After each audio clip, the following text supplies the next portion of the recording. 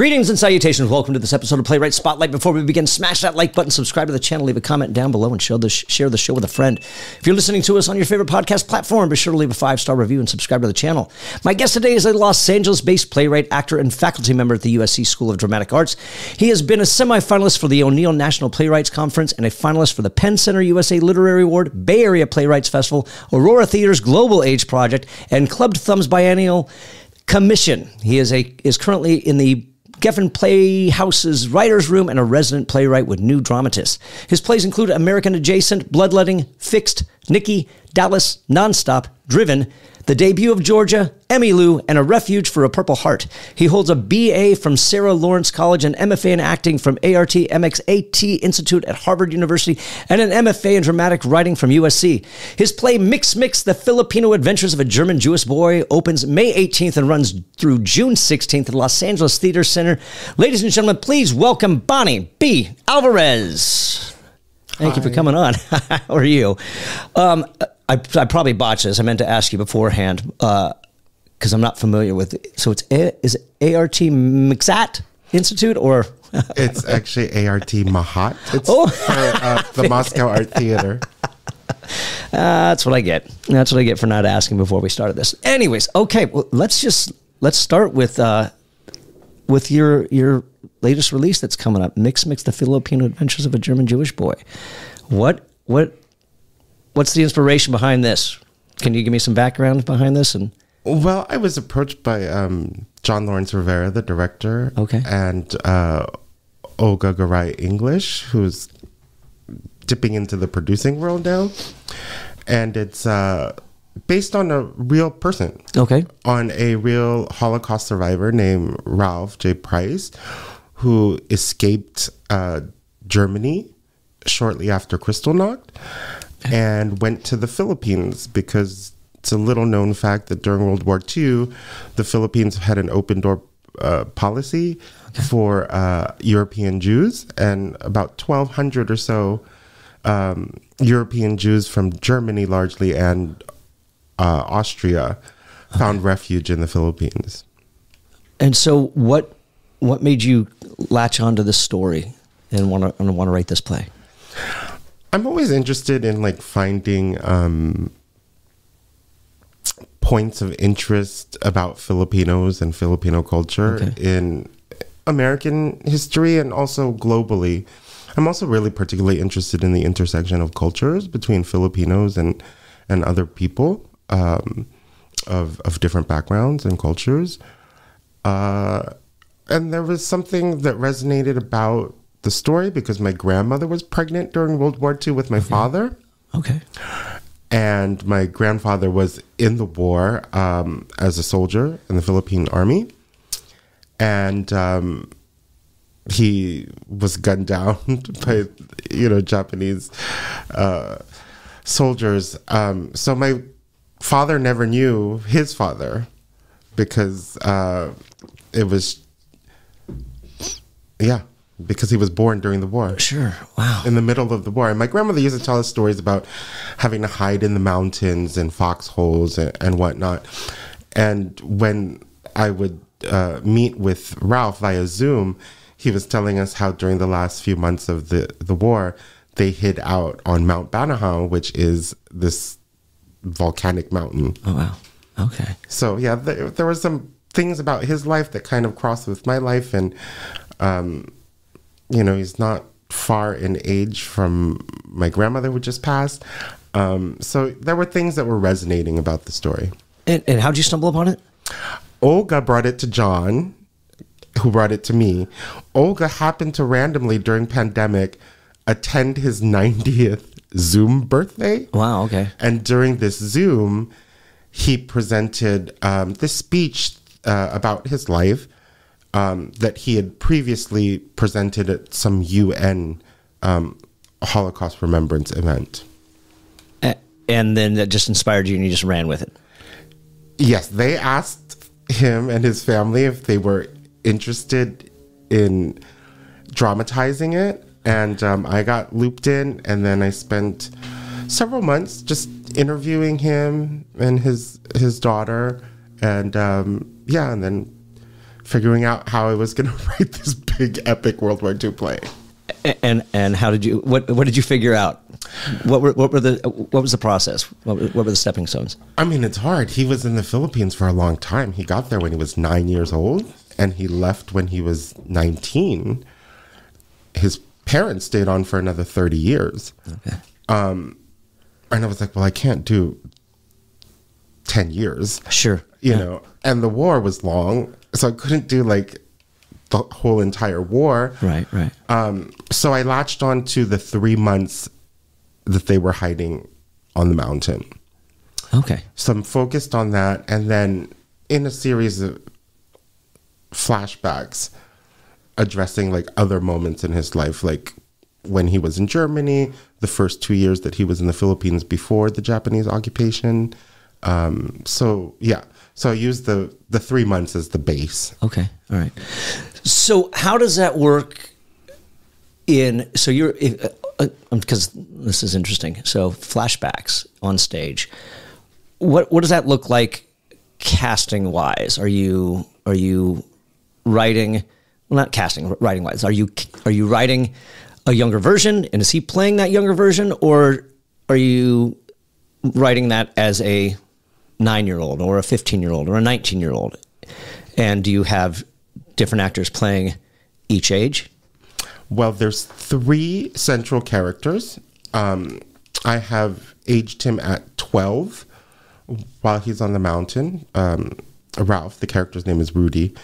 And then he has 2 Filipino friends, a 17-year-old and a 10-year-old. Okay. And so the play is really seen through the eyes of these children experiencing war. So they play those parts throughout. Then there's an ensemble of 6 people who play upwards of 25 parts. Wow. Okay. So they play the various parents, they play various friends, teachers, soldiers. Okay. So they really go in and out. The play really has the frame of storytelling. Sure. Okay. So the lead character, Rudy, is telling stories to basically kill time on the mountain, because there's not very much else to do. Right. When you're in hiding. And then the ensemble of 6 enacts the various characters in these stories that he's telling. So it's you have adults playing children? Yes, we have all adult cast. No 10-year-olds. No, it's great. I'm fascinated because, you know, how through the mind of a playwright, what's going on in your head that, okay, how am I going to portray this? How am I, you know, if I've got, let's say 30 different characters, if you take your 3 and then 25 various roles, what does that look like on the page? How are you going to troubleshoot this not being able to have to cast of 28 to 30, you know? So was this the intention in your mind? It's like, look, okay, these are my 3, I'm going to have an ensemble and they're going to play all these various roles. Was that the intention starting out? Or was it like, I can't have this many actors on stage. It's going to be way too expensive. So I'm just going to go this route. I mean, it's a frightening proposition, right? It's you know, how do you tell a big epic story, you know, and service it well? Sure. Yeah. 9 is still a huge cast for theater. I mean, especially these days where, you know, theater funding is not what it used to be. Ain't that the truth? And theater audiences haven't really come back in full force. So I do realize, I just wrote what I wrote, and I said, actually, I wrote different threads separately at first. Okay. Without the interweaving, because I just wanted to follow the narrative of like, this was the journey for him in Germany, and then this was the first year, you know, and then the events with his childhood girlfriend. And so I would just write them all in order, just so I knew the arc of those various sub-threads. And then when I saw what I had, it became like a puzzle, like, what goes where? What is the most effective, you know, way of placing them, you know, in juxtaposition to other threads? Okay, so you're still writing linearly, right? Yes. Okay, so how long is, we'll call them threads rather than scenes, since that's the term you used. How long are each one of these? Is this a page? Is it 4 pages? Is it however long it takes? Is it 6? They vary. Some threads are very short. Some threads are only like 2.5 scenes, but they're spread out and interwoven. Some more seminal moments in his life. Of course, the scenes are longer. Like the studying for his bar mitzvah takes up a little bit more space, and then there's a big bar mitzvah on the mountain.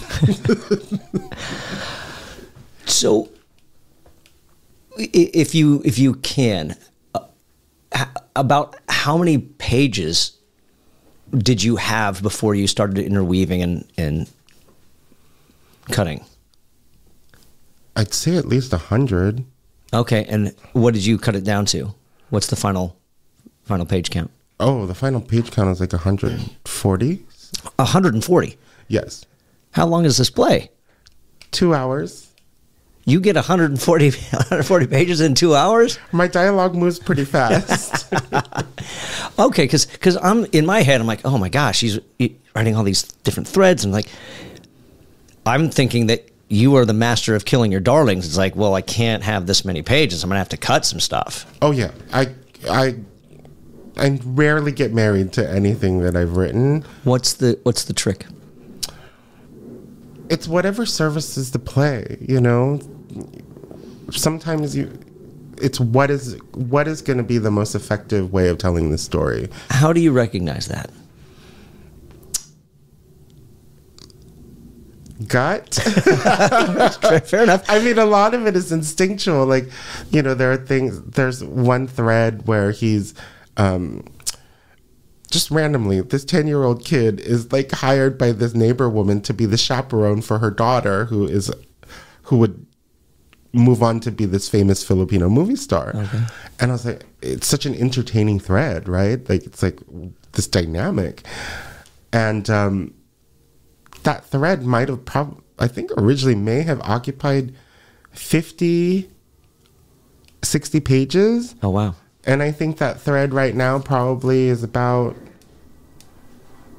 12. But see, and that's what I mean. So if that thread was 50, 60 pages, mm-hmm. So that's what I wanted to know. How many pages did you have before you started gutting everything? That's what I mean. So if you have a thread that was 50 pages and you got it down to 12, I'm guessing you probably had 200, 300 pages before you cut it down to 140. But I cut as I go. Okay. All right. But I would say that I must have,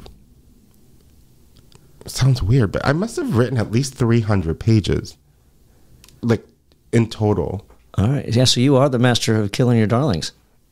Or maybe they weren't darlings. Maybe it's just like, I got to get it out and I'll figure out what to keep later. I mean, a lot of the easy cuts are like the exposition, where you're just like, okay, this is exposition. How this is, you know, it's like awkward. It's like, it's not coming out naturally.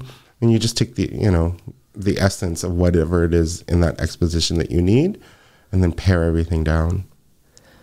So that's an easy cut to me. It's like, get rid of the exposition, make it more interesting. No, it's a really just, I'm really kind of enthralled with this process, because it's like, I mean, there's overwriting, but you really take the overwriting seriously. It's like, I'm just going to keep going no matter what it is. And some people just have a hard time writing, a few pages, and here you are just going to town. So, and then just weaving it in. So talk about the weaving process. Once you've got it all, then are you rearranging things? But maybe not, because you're writing linearly. So yeah, I'm rearranging things. I'm like, oh, that's killing the momentum. You may like a scene, but it's not driving forward. And so you're like, okay, maybe it belongs earlier in the, and then sometimes usually you're just like, oh no, it's not going to work. Let's just get rid of it. Or, you know what I mean? Or take that character out. you know, there are a few characters where I'm like, oh, I really like that character, but no. All right, fair enough. So where did you start? What launched you? Because your bio, as I read, playwright actor. Did you start as a playwright, or did you start as an actor? I started as an actor. Studied theater, acting, undergrad. I transferred to Sarah Lawrence College from Oberlin, and at Sarah Lawrence, they forced us to take classes outside of your specialty. So we had to take directing, we had to take playwriting, we had to take design classes, we had to crew, all classes. That stuff. Yeah, I appreciate it now. Now, once I started producing, I'm like, gosh darn it, I wish I would have paid attention. No, take those classes, folks. They help. Yes, it all comes in handy when you least expect it. And I took one of the intro playwriting classes, which was essentially just monologues. Okay. And my playwriting teacher was like, oh, you're really good. You should think about taking, the next level playwriting class. So I did. I actually kind of liked it. I must have liked it a lot because I ended up taking 4 playwriting classes total. I didn't even know there were 4 playwriting classes in college. And this professor, who was wonderful, had the gall to tell me that you should consider yourself an actor-writer. And I thought she was crazy. I was like, oh, this woman, I'm going to be a big star. I won't have time for this. So I kind of just let it go, and I pursued acting in New York, and I was just pounding the pavement. Sure. And went and got my MFA at ART, and moved back to New York. And a friend of mine who had graduated, we were in our same cohort, were having drinks one day, and he was just like, I said, what are you doing these days? And he's like, oh, I'm applying to Julliard. And I was like, we just got our MFA. Why are you applying to Julliard? He's like, no, I'm applying for playwriting. And I said, well, how are you going to afford that? And he goes, well, it's free. So I didn't have anything going. I was having, if I was lucky, 3 auditions a month. Sure. And I dusted off an old one act that I wrote in undergrad. I slopped together a one-man show, and I submitted to Julliard. So flash forward, the the spring, he was like, did you get your rejection? And I was just like, no. And he was like, oh, I got my rejection from Julliard. So I called them and I said, have you issued out all of your notifications? And they're like, yes, most of them. And they're like, what's your name? And then I told them, and I said, oh, you're in our finalist pool. And, I didn't get in, but that was the aha moment. That was that moment where it was just like, oh, wow, I just slopped together some stuff and I got that far. What if I really zeroed in on this and really kind of studied more, what could happen? Right. And that's kind of what I did. I moved home to the Bay Area and took classes in, at different theaters in San Francisco. And then I applied to schools again, and I got into USC, and yeah. Well, how did you afford that? Julliard's free. Well, USC, it was the first year of their new program that became dramatic writing versus just playwriting. So it was playwriting, television writing, and screenwriting. Okay. And that inaugural year, it was free. Oh, nice. Okay. So, yeah.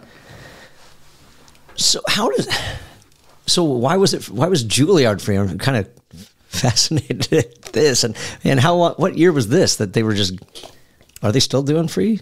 Well, I think the playwriting program, if I understand it, is subsidized by the Wallace Foundation. The Lila Atkinson Wallace, something like that.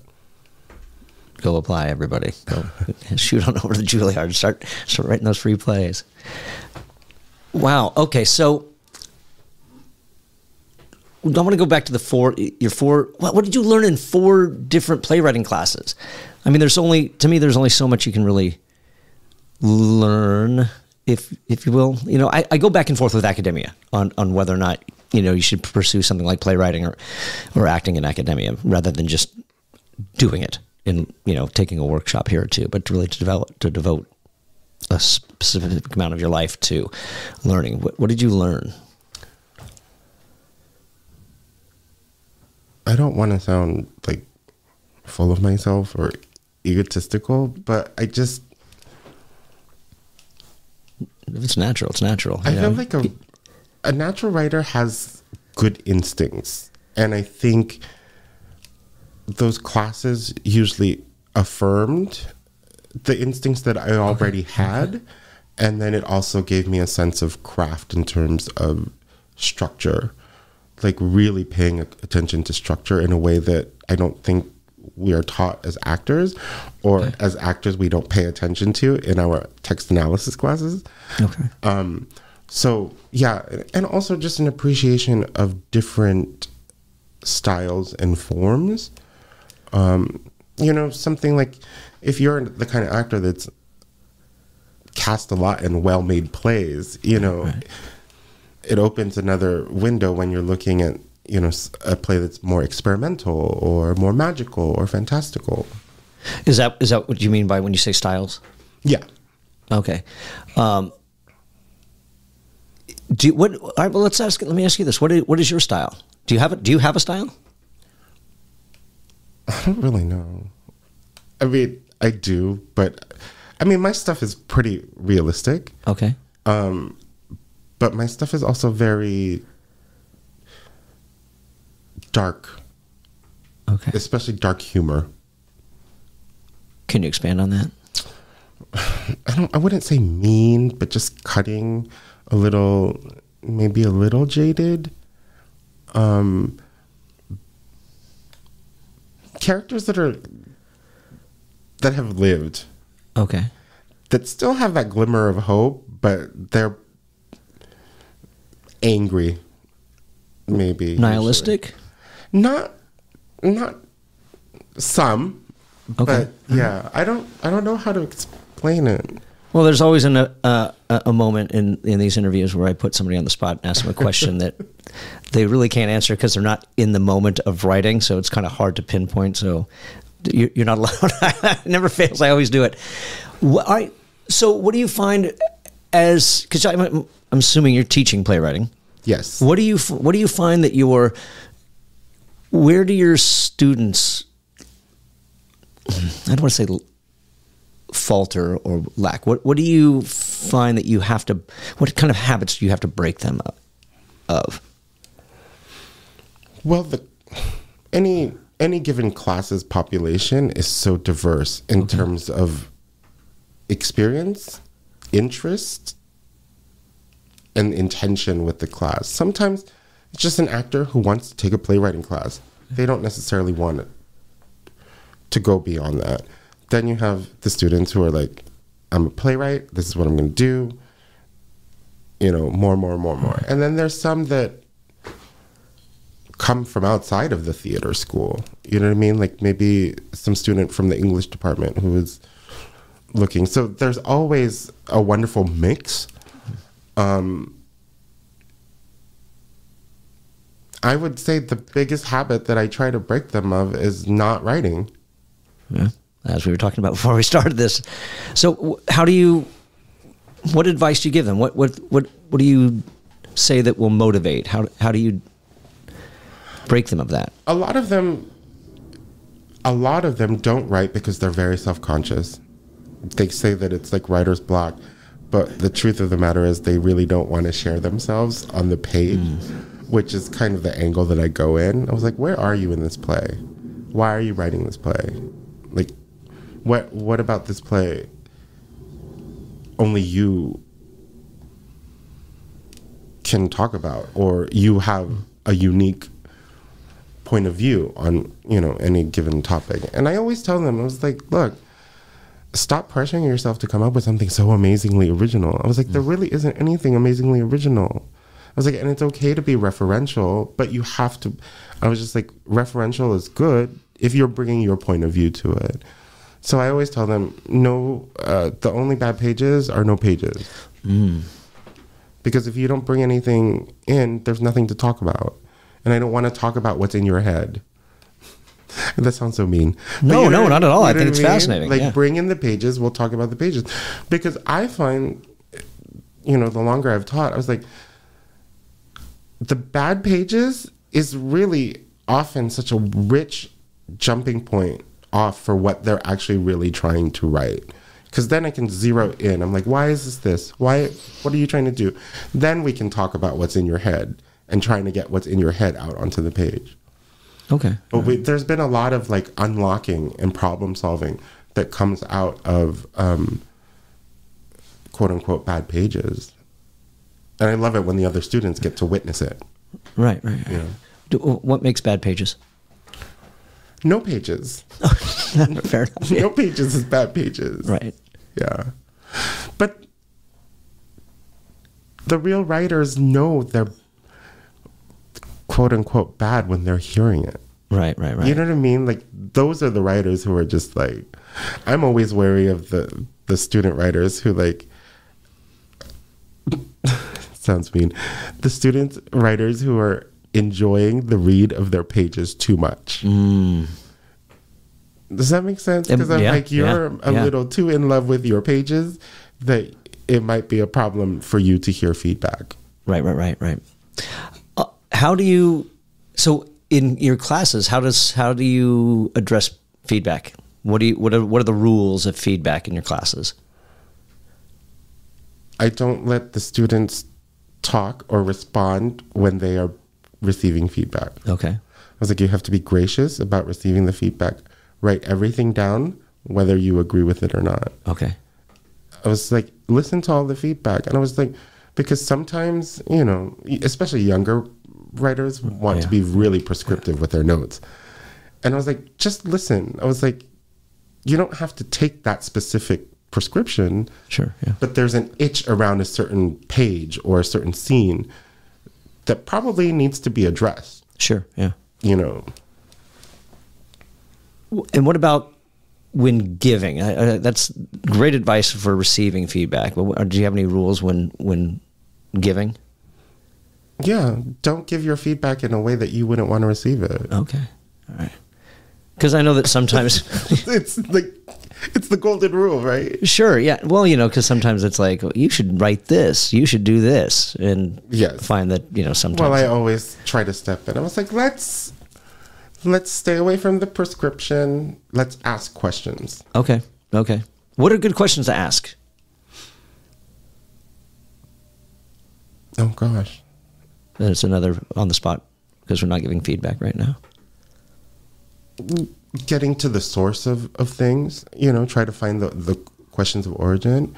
Why this scene? Why these two characters? Okay, all right. Or are you getting the most bang for your buck with these two characters? Would it be different if the same conversation was happening between this character and that character? Okay. Do you get more mileage if another character is there during this scene? Okay. So I want to go back to when you're writing your threads and you're just going all out. Do you just avoid then outlining then? It's just like, I'm just going to write and see where it goes, and then I'll trim from there? Or do you still go through an outline and kind of get the basis of what you're going to throw down? I don't usually outline initially. Okay. But I especially with my students, because outlining is so, a lot of the students take cinema classes as well, and outlining and treatments and beat sheets are so, they're so formulaic in a way, and I understand, and I try to, for the playwrights, like, I want them to just kind of, I'm like, don't write in order, write what scene is coming to you now. Right, if you see the end scene, write the end scene, and then we'll figure out how you're going to arc to that. So I don't like to do it. But for organization, after like a draft or so, I will do the index cards. Okay. And kind of put them all out on the cork board, and like, maybe this goes better over here and whatnot. So, you know, it's not outlining in a strict sense, but it's still outlining. And what about... But it's usually after I've written scenes already. Sure. What about character? Do you write stories? Do you write, the whole, there's like 36 questions you ask. What are they, what's their favorite topping on pizza? Yada, yada, yada, whatnot. Or do you just say, I don't need to know that. I'm going to let the characters tell me who they are when I start writing. What's your approach with character? Some characters have lived in my head for longer. So sometimes I just let them get onto the page. Unpack that. When you say they've lived in your head, what are they doing? What does that character look like in your head before you've put it on a page? Sometimes I'm just sometimes I see someone on the street and I'm like, oh, interesting. And then, I just whip out my phone and put down a note. Okay. Woman with yellow sun hat, walking 3 dogs, what have you. And then if it sticks, I keep thinking about that person. What are you thinking? What things are you jotting down as you develop her? I don't know, just where she was going. Usually they have like a demeanor about them. Okay. And, it's not just like a physical characteristic, but usually there's a demeanor. So I'll think about that. And then, sometimes they don't end up being the central character, but they inspire a different character. Sometimes they're from real life. Like I was thinking about my uncle. Like I was like, interesting. I wonder, he was gregarious in the life of the party, but he was like a really terrible alcoholic. And I always wondered how he became that. So obviously my uncle, he's passed now, but I still think about it. I'm like, how did you become so unhappy? So he's kind of dribbled into like other characters that I've written. So yes, it's like, just keeping this, I still have an old binder of like newspaper clippings of like things I would print out and I would stick them in, or pictures. Now it's harder because everything's online. Right. And so you kind of have to like copy the link, or, it doesn't feel as creative as like taking out a pair of scissors and cutting out a newspaper. Sure, So sometimes they stay with me a lot longer. And then when it's time to give them words, it's much easier. Sometimes I have to go back to, I love lists. Lists are I tell the students, like, it is like low energy, high yield exercise. To sit down and write a list.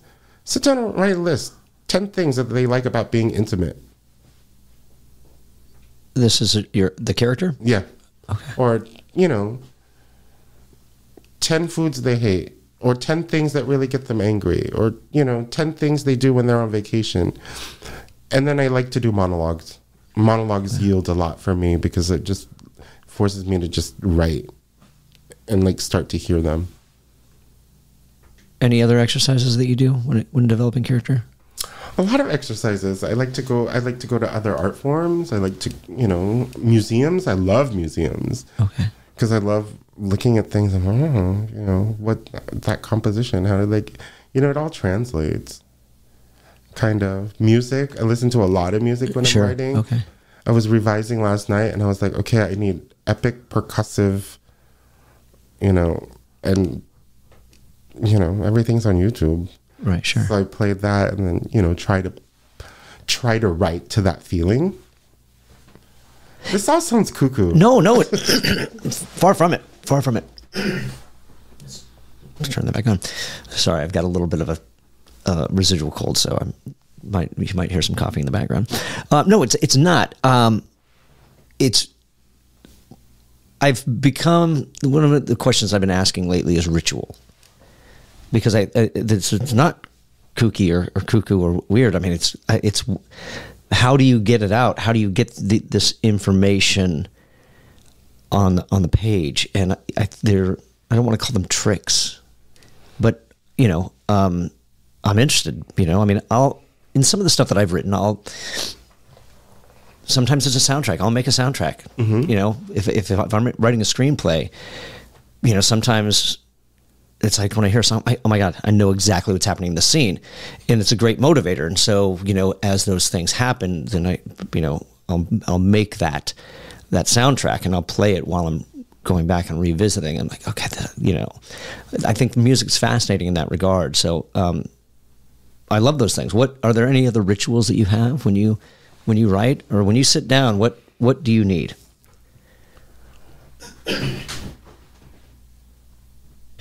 I love, if I had the time, I would love to write everything by hand.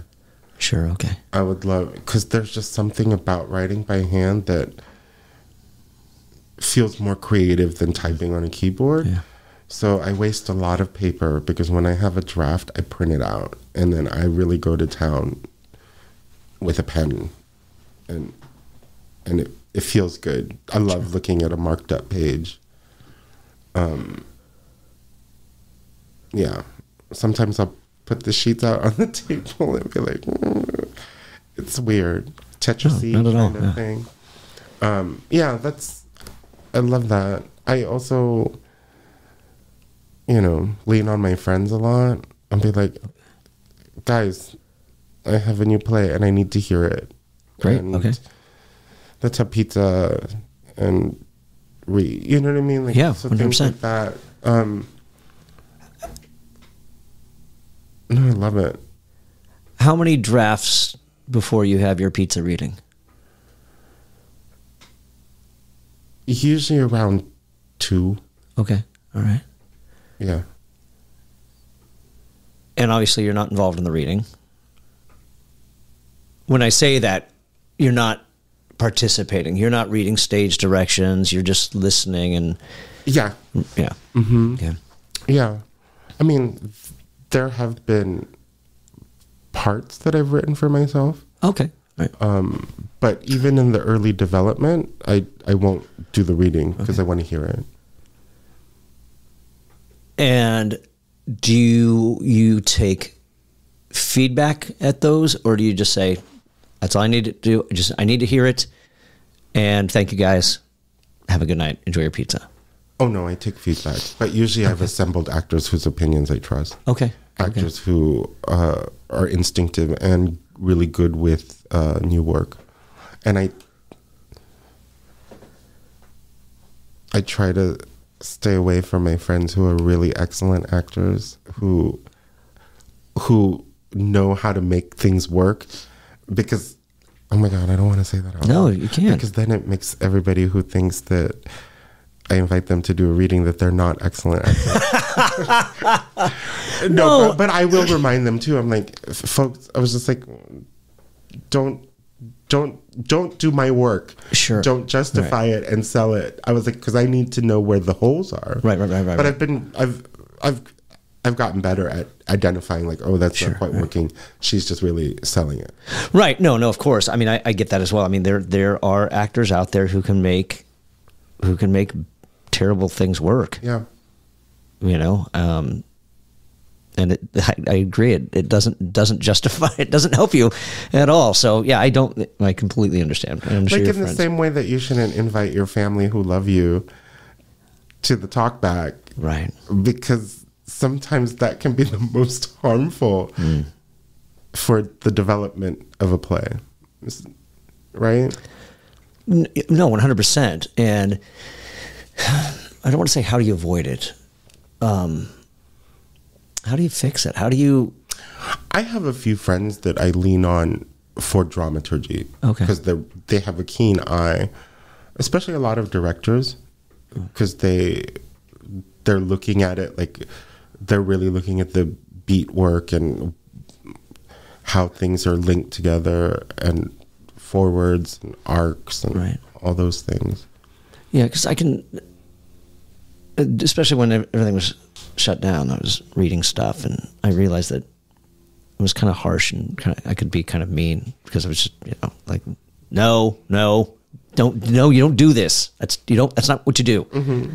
And it was a little raw and stuff. So I need to get better. Way.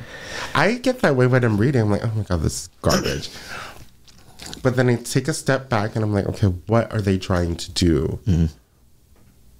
And usually if I can hook into like what I think they might be trying to do, then I'm able to offer, constructive feedback. Sure. I think teaching forces you to have patience and also to really try to understand. But, there's always like one student here or there that you're just like, I am not the person to help them with this play. Right. So you just kind of have to you have to lean on craft. What is craft? Focusing like, well, what do you think your protagonist arc is? What is the growth? How are they different from beginning to end? Or, helping them with, what is your climactic scene here? Where's the moment? Where's the point of no return? All those things, leaning on those things. Because then sometimes it will get better, and then it helps you help them. How do you write an arc? How do you achieve that? They have to be trying to go somewhere or get somewhere, like not physically per se. Sure. Do they know it, or do they discover it? Or the character? Or yes. Oh, some characters are more self-knowing than others. Right. And I'm always just like, well, your character hasn't gone anywhere. Or your character is not, it's too easy. It's like, make it hard. Make it harder. How do you do that? Give them a good antagonist. Make things harder. What makes a good antagonist? Someone who wants something and is really vigilant about achieving it. Is that from the other person, or? Yeah, or at the expense of the other person. How do you teach that? It's hard, especially this younger generation. Sure. Where everybody is empathetic. It's hard. I was like, let's lean into the not so empathetic. How do you do that? Oh, God, it's a battle. It's a struggle. It's a battle. Sure, yeah. I try to establish trust with my students, because the thing is, if they trust you, they're willing to hear the hard notes. Sure. But I mean, how do you write? How do you write a character that's not empathetic? What makes a character not empathetic? No, I think sometimes the problem is it's too empathetic. Right. So how do you make it not? I mean, what do they have to do? I mean, obviously, Well, for instance, last week, because last week was the last week of school, and one of my students brought in his whole play, and we read it. Okay. And I, make mental notes of in the beginning when they kind of pitch, what they want to write. And I was like, you are being too nice. And he's like, what do you mean? I was like, you're being too nice. You're writing as though, because it was based on a family member. Okay. And I was just like, you're writing as though the family member is looking over your shoulder, reading everything you're writing. I was like, and from what I remember about the pitch, you were interested in, we can't swear, right? No, fuck it. I'm sorry. I was just like, you were interested in why your half-sister was such a fuck-up. Okay. I was like, but nowhere in this page is she fucking up. Okay. I was like, because you're being too nice. Right. And then I said, it was kind of this aha moment, which sometimes you can't figure out until you're reading everything in its entirety. Right. And I said, I hate to tell you this on the last day of class, but you're the protagonist of the play, not her. She's the antagonist, and you're writing about yourself. And he goes, I know it. He was like, I know it. And I felt good. He was able to take that note. And I was just like, I'd rather you leave this class with a flawed play, but that you have a handle on how you need to revise it to make it better. Right. So, you know, a lot of it is process. And it's hard because a lot of the students want product. Right. Do you have a process? Yeah, I write and write and write until I'm either sick of it or I figure it out.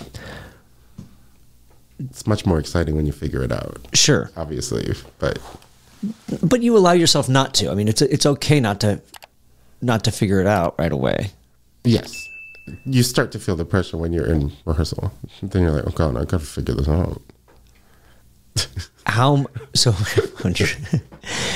all right, if you're in rehearsal, how much are you writing up till the show? Are you? Yeah, I think the last premiere that I had, we rehearsed a new ending the day of opening. I was like, it's just not right. It's just not right. Do you know what it was that didn't make it right?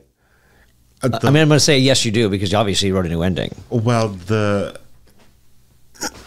end scene was happening a scene earlier between two characters when it should have been at the last scene with one of the characters and a different character.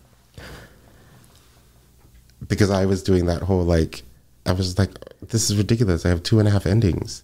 You know what I mean? It was one of those, that could have ended earlier. But you had to, I mean, it's great when you have previews because then you're sitting through there and you're like gauging the audience's response. And I'm like, oh, I'm undercutting that scene. You know what I mean? Like, I'm undercutting the ending. I have it happening with a less important character in the penultimate scene when I think I want that in the last scene.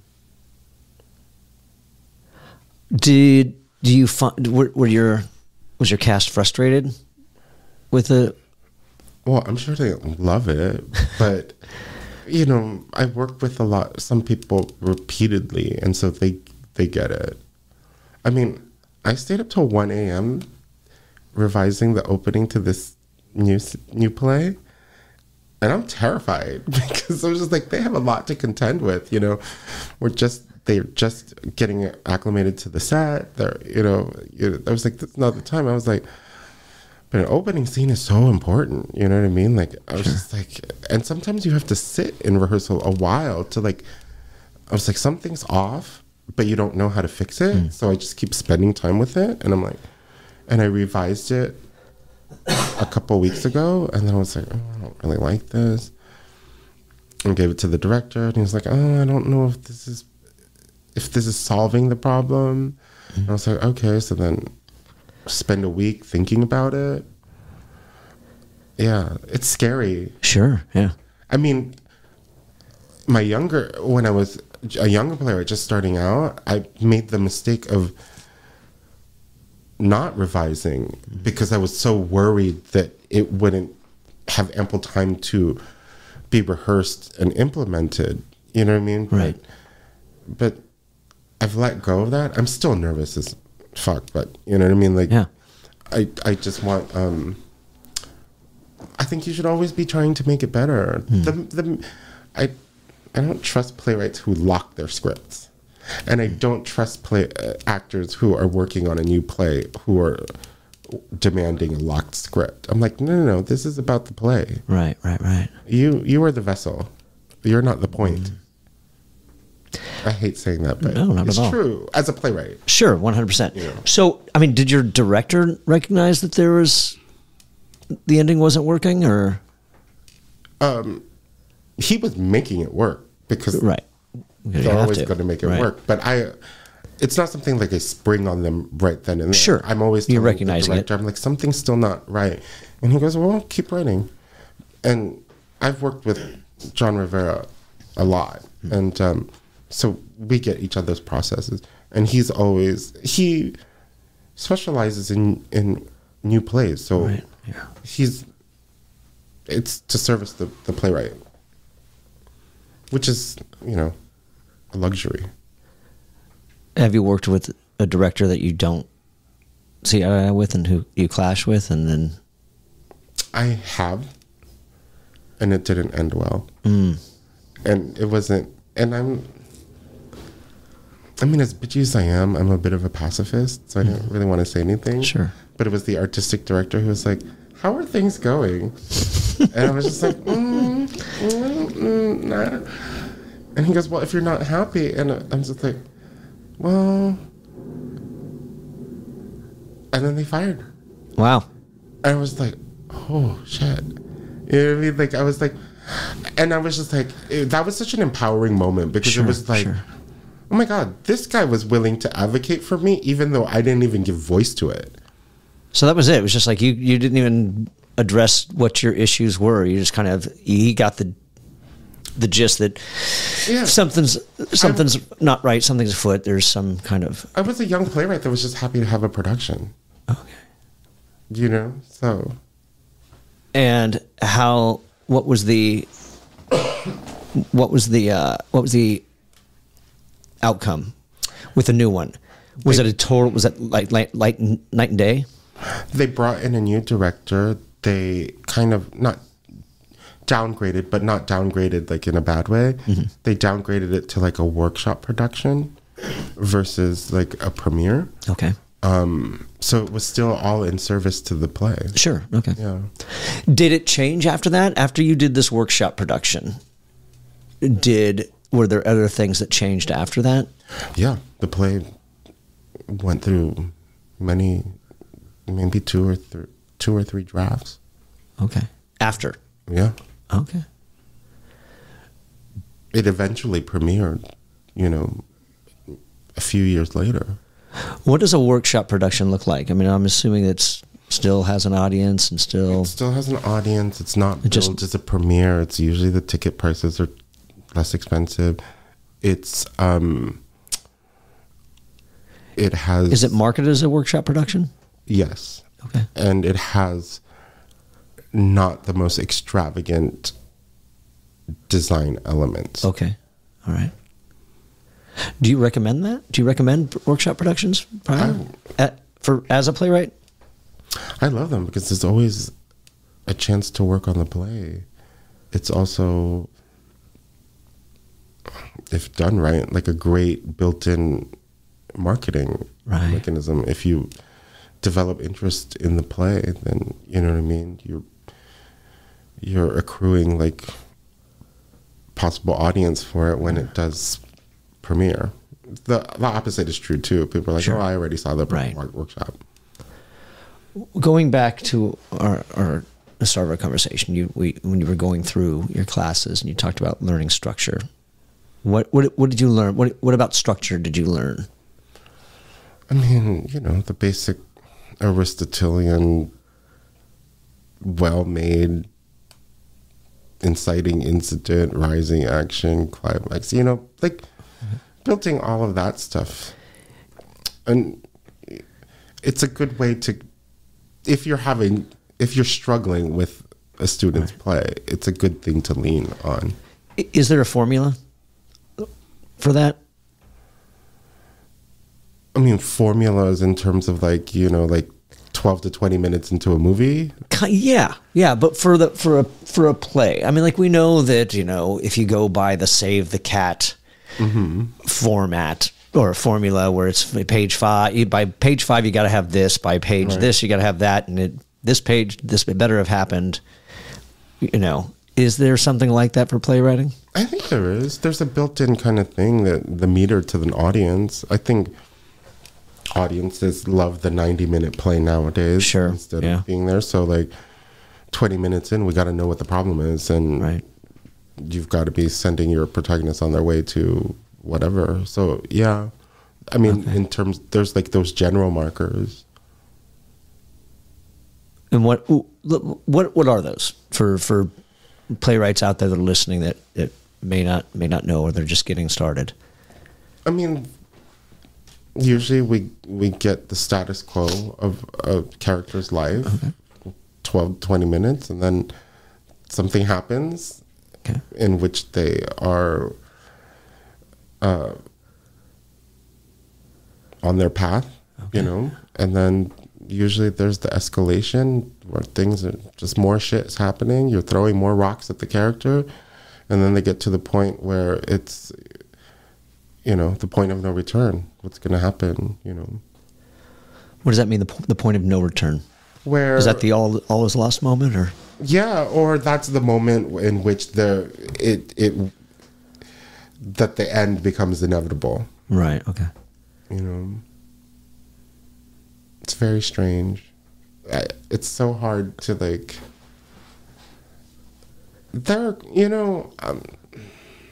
I like structure because it's a good thing to lean on when you're trying to problem solve.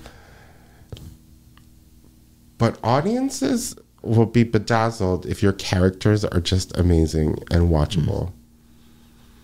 There's a lot of plays out there that are really successful because the characters are amazing, actors want to play those characters.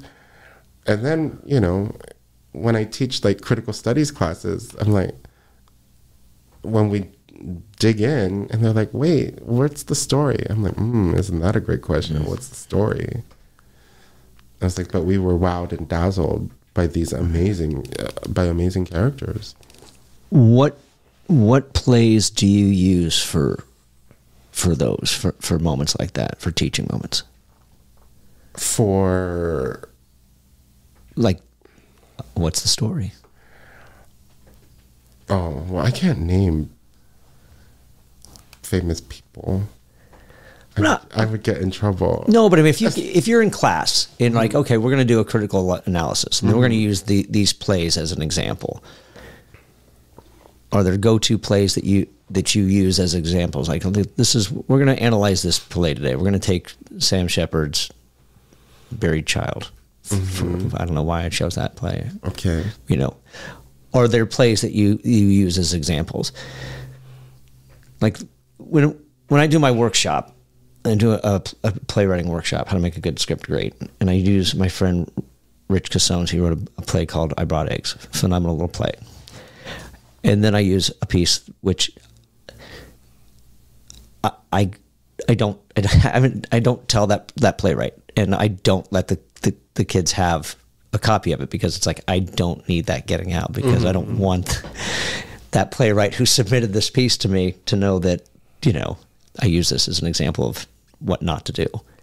So I wouldn't say that it's not to do, but things that, like, for instance, in my playwriting 1 class, I'll use like Marcia Norman's Night Mother. Okay, right. For a large number of reasons, right? Okay. Like, it's a 2-hander. It's a unit set, you know, 1 location, and it's also in real time, right? Like, this woman is telling her mother she's going to kill herself. And it's basically a preparation to leave her mother. So I use that, you know, and then we look and we're just like, where's the moment where this is inevitably going to happen? Where's the mother winning? Is the mother having any positive effect in getting her not to kill herself? Right. You know, so it's a great piece because it's like, it's so real. It's grounded in realism, and it's happening, you know, as we're witnessing it. So it's a great thing for structure to look at the play. I didn't really answer your question. No, it does. But now I'm kind of like, oh, wow, like what is that? What are those moments? You know. But again, we don't have the play with us right now. I mean, we could pull it off the shelf. Yeah, I don't remember. Exactly, right. No. But yeah, are there other plays that you use as examples of like these are teaching plays? I like to mix it up all the time. I think you can always learn from various plays. Do you ever use your own stuff? I use my own stuff in my Playwriting 3 class. Okay. Because it's the advanced class. And usually I'm trying to get them to trust me. Okay. And I feel like I'm showing them the vulnerability of sharing my work with them. Okay. As opposed to, look at how amazing my play is. Sure. Do you know what I mean? Like, right. I want them to I want them to really share, like, in a really unfiltered way. How many levels of playwriting do you teach? Well, there's 1, 2, and 3. I usually teach 1. I'm currently teaching 3. I've taught 2 before, but there's a lot of writing professors at USC. Sure, right, so there's, you know, now and then I'll teach an MFA class. Okay. Yeah. What does an MFA class entail? It's much more intimate because it's smaller group, usually like 2, 3, or 4. And usually they're more advanced, and so it's not as prescriptive in terms of the syllabus of like we have to do it this way. Okay. But you know what I mean? Like what are you trying to write, and catering the exercises. You know, and catering the exercises to their specific needs. Okay. What are the building blocks of each class? I'm curious how much can be taught when it comes to playwriting, if that makes sense. Like, what's the difference between level 1 and level 2? Well, level 1 is... I mean, do we just go through the basics? We're going to do a monologue, we're going to do a scene, and we're going to do... By the time this class is over, you're going to have a 1 act. Opposed to playwriting 2 might be, you know, a full-length play. Yeah, that's basically it. Okay. I mean... Level 1 is usually, it's scene writing, right? It's monologue, it's scene writing, it's conflict, it's metaphor, it's, you know, like those kinds of things. So you're not writing, they're not necessarily writing a complete play. Okay. You're just zeroing in on, and then also building and revising. Okay. What you said a metaphor. How do you write a metaphor? A metaphoric play. I always, I think I stole this from someone else. I don't remember who, but you almost kind of gear it for like children. Okay, all right. So I'm gonna write. I tell them you have to.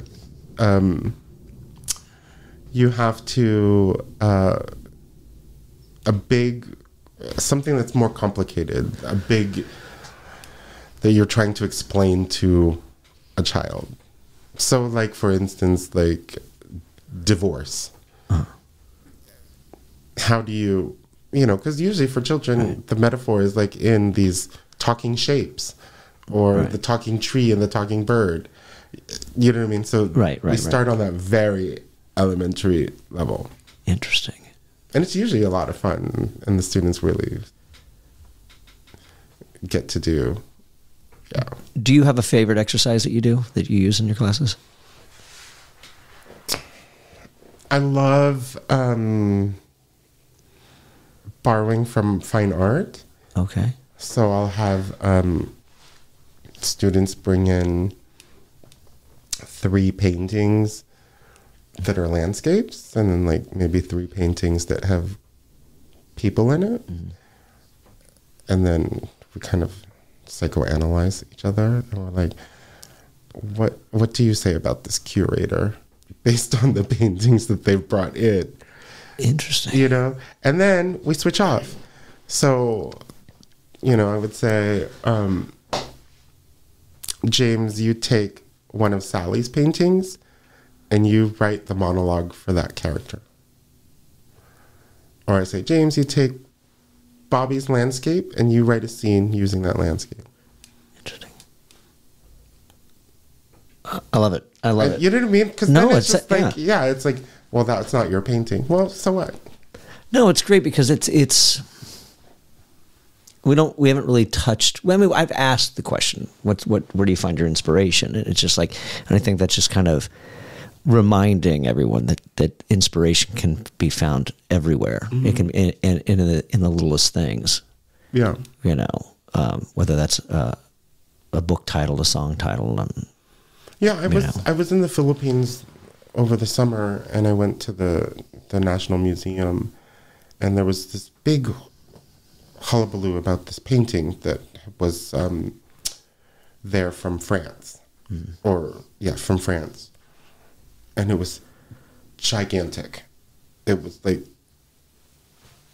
the wall of a house, and the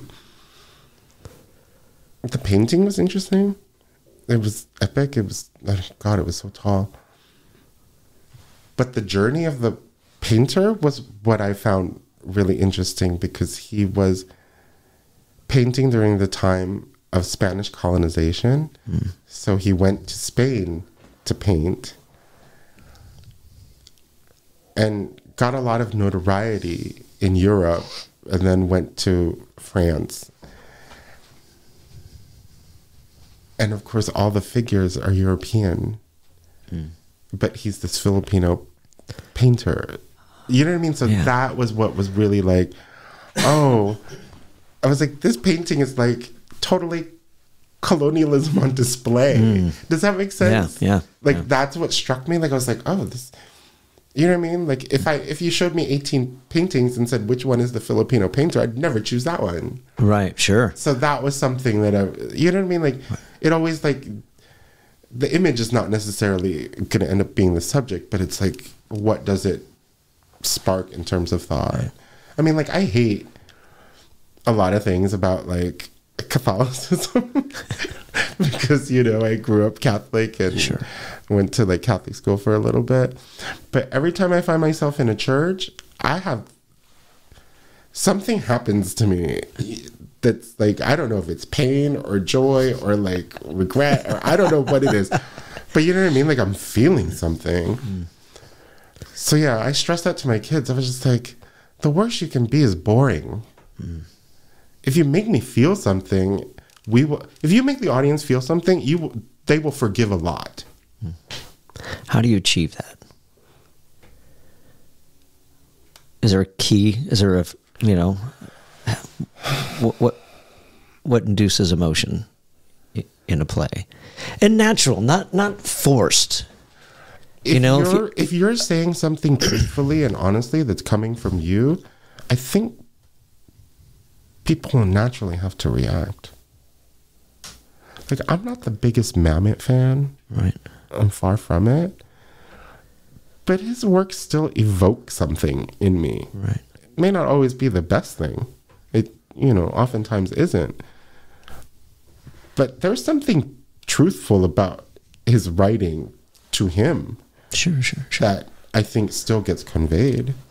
And it's often polarizing, you know? Oh my God, I can't believe I'm talking about Mamet. But yeah. Do you think that that's just because he writes, he includes everything in his writing? You know, the ums and the ohs and the you know. Yeah, that, and he's not afraid to let his characters be ugly, you know? And I can respect that. Sure. I mean, the ugly in humans is oftentimes compelling. Yeah. I don't know. But at the end of the day, you can't... I was having a discussion with a colleague, and I was like, you can't make... This is going to sound ridiculous. You can't make someone who's not a playwright a playwright. That's fair. Yeah. I don't believe everybody is a playwright. God. Dream crusher. Do you... If they were, every actor would be writing plays. Oh, well, I mean, don't even get me started with this, because, I mean, I think that was the flaw of LA theater for the longest time. Because I think that, and I hope that it's been cured, because when I first moved here, LA theater just had a bad reputation. And in my opinion, what it was like, it was some actor who, I'm going to write this piece and it's going to showcase my work and how brilliant I am as an actor. And so I'm going to write it and I'm going to star in it. I'm going to direct it and I'm going to produce it. And because you're not a playwright, it usually sucked. I can respect the ambition. No, there's great ambition, but I'm also of the ilk that you don't direct your own work. That's number one. Only in the aspect, at least not as a beginning playwright, because I think that you need to put it in somebody else's hands to where you can, if you're too close to it, you're not going to see what's not working. So that's, when we did Play Noir, I did have a couple actors that did write pieces that did make it into the festival, and we have one caveat or two caveats: you can't direct it, and you can't act in it. That was that's just a rule that I had. Maybe it was too harsh, or maybe it was a little too strict. But I think that you just need to take a step back and have see it through another prism. No, I get that. So I forgot how we even got down that road. So yeah.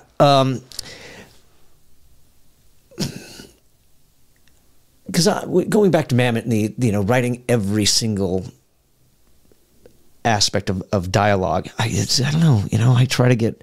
To me, it's a habit that I'm not a fan of. I don't like when playwrights throw out the ums and the uhs and the whatnots. And maybe I'm just a little too harsh. To me, that's let your actor discover those moments or those little nuances of character where they might struggle to get the delivery out, that you don't need to write that, or you can do it in a parenthetical. I don't know. That's just me. And maybe, I'm a little too harsh and this is how you should do it, but that's just me. But if he's using it to define characters specifically, I get why he's doing it. Sure. But there's also a rhythm to it too. The ums are part of the rhythm. 100% when it comes to Mamet. I'm just saying some of the playwrights that are out there are far from Mamet. So, it's like this one, like, don't do that, Those are just my pet peeves. And maybes. I'm not a big maybe in stage directions. And maybe they're doing this. No, maybe they're doing it. Either they are or they're not. Or it's clearly been crying. No, he's crying. I don't know. I've been using maybes here and there. I'm also not a big fan of it, but sometimes I'm like, oh, how clever. And then I'm like, oh, yeah. No, I go back and forth on it. I guess that to me, and this is not a criticism. To me, it's like it's not strong. You're not making a choice. You're kind of like, you know what I mean? No, my instinct is like, you're the playwright. You decide. You tell me. Yeah. Make a choice. Yeah. Make a strong choice. Or maybe there is a stronger choice. Maybe there is a maybe. Maybe. Are there things that you still struggle with as a playwright? Of course, problem solving, trying to figure out oh God. I have gotten better though, where I can identify a problem much more quickly, and usually I'll put a marker there whether I know the solution right away or not. Is that something you discover in the process, or is that something you discover when listening? Both. Okay. Sometimes I know this scene is far from where it needs to be, or this, I have to figure this out, or this is something I need to research more, and I'll come back and flesh it out. So identifying things has come much easier. And there are different types of revision too, so that I struggle with sometimes too. You're struggling, you're revising in production is a different beast. I mean, sure, 100%. Yeah. So there is a difference in that. And the funny thing is, no matter how much you revise a script, how much development it's had, it's always different. in rehearsal. So that's something, I don't know if that's necessarily a struggle thing. It's just the reality. Yeah. It's one thing that I also struggle with sometimes is, there are different periods or different years where your writing is different. So for instance, if you're in a year where you have like 2 or 3 premieres, the writing that year is largely going to be revision, versus another year where maybe you don't have as many productions, or they're productions of works that aren't requiring so much revision, then it's a more generative writing year. So, there's a different pace and different urgency to it. So that sometimes is a struggle of like how you space your projects and how you have time, and sometimes,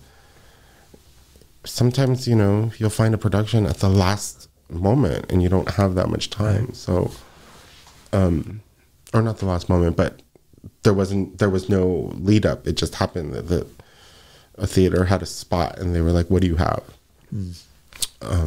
Yeah. How has your writing evolved? I'm much better at revision. Okay. And honestly, I think even as a teacher, it's something that we struggle to teach, right. Because when you're teaching a class and there's 20 kids in it, the whole point is for them to come up with pages. Right. And so the revision is often something that we don't get to spend adequate time on. Well, it sounds like, class. Does that make sense? 100%. That's what I was just going to say. It sounds like revision can just be a class of its own. Yeah. But, we don't have an undergrad revision class. I try to focus in on that more in the advanced class. Sure. Because usually those classes are a little bit smaller. So do you have them bring in a past piece of work then? Oh, no, I don't.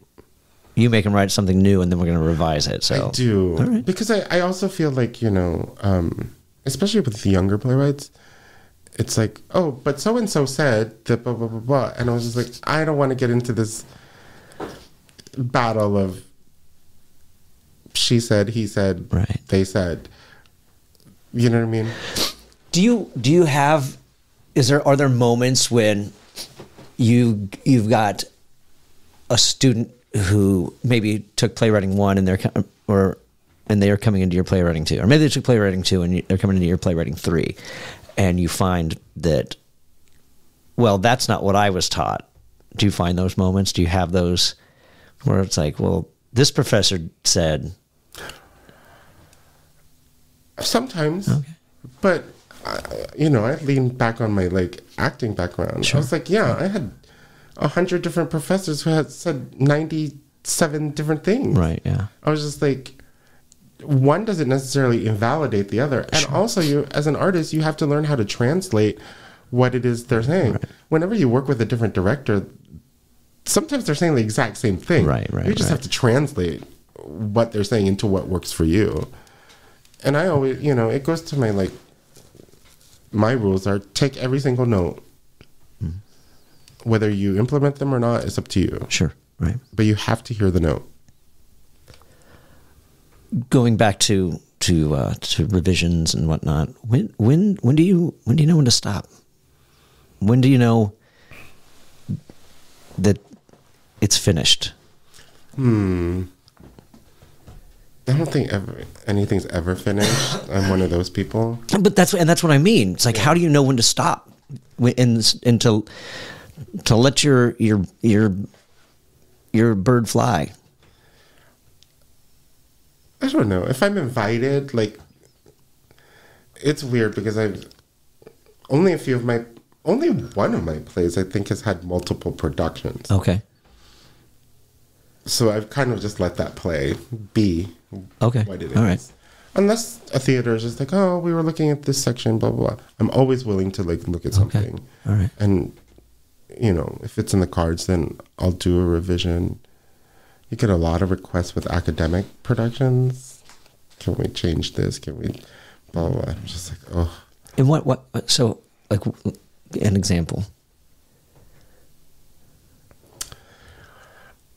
It speaks to the sensitivities of this generation. Right.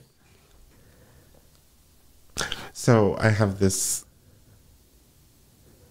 Medea adaptation. Okay. That was produced at a school, and I got home one time and I had this email, and it was like 2 pages of things that they were like, can we change this word? Can we change this word? Can we change? I don't want to say that. Oh, that's so, you know. And I was just like, this is insanity. Like, I was just like, what are we teaching student artists? Right, that sure. They can just present their 3-page list to a playwright saying change these things. So it was there was one specific where I kind of flew off the handle in a nice way, where someone said a character was describing a child as twisted. Oh, God forbid. Yes, and the actor was like, well, I don't think that's nice to people who are neurodiverse, and it's not nice to say that, blah blah blah. And they said, they proposed a replacement, and their proposal was messed up. And I said, when you go to the drive-thru at McDonald's and you've ordered a large and they've given you a small fries, that's someone who messed up. I was like, the kid who goes and kills his baby brother in 2 scenes is not messed up. It's more than messed up. I was like, and then I went to this lecture. I was like, any playwright worth their salt is choosing words with purpose. 100%. And I was like, twisted is the word. Please use it. They didn't like me after that. Well, sure. Tyrannical, but... Do you think we'll ever get beyond that and get to a place where that can be fixed? I think people will let it happen, but then it'll make its way onto the program content warning. Oh, Jesus. Content warnings are turning out to be longer than the plays themselves. Oh, that sounded really callous. No, I know. I think it's true. What are you working on now? After Mix, what's after this? Are you working on any particular pieces, or? I'm working on revisions for another play. Okay. Which might have a production. It's not certain yet. And then I'm in that mode where I'm kind of searching for the next thing I want to write. Okay. And I'm kind of freaking out a little bit because I'm like, I don't know what that is yet. Usually there's something that's kind of like been brewing for a little bit, sure, where I'm like, right. oh, I want to write that. But I'm in this mode where I'm like, oh, maybe it's this, maybe it's that, maybe it's that. And I'm like, well, obviously it's none of those things, because none of those things are really like saying, write me now.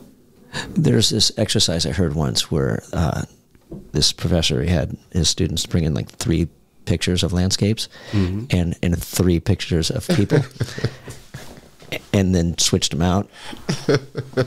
And then a plays would be developed out of that. Oh, you should give that a shot. Sounds fascinating. So, where do you find your inspiration then, if for finding things that speak to you in that regard? When you're saying, "Well, it's not going to be that," because Well, a lot of my inspiration is, I'm Filipino, so a lot of that. Whenever I learn something in American history that's like Filipino related, I get really, really excited. I've been trying to write this play about the St. Louis World's Fair in 1908 for the longest, because it was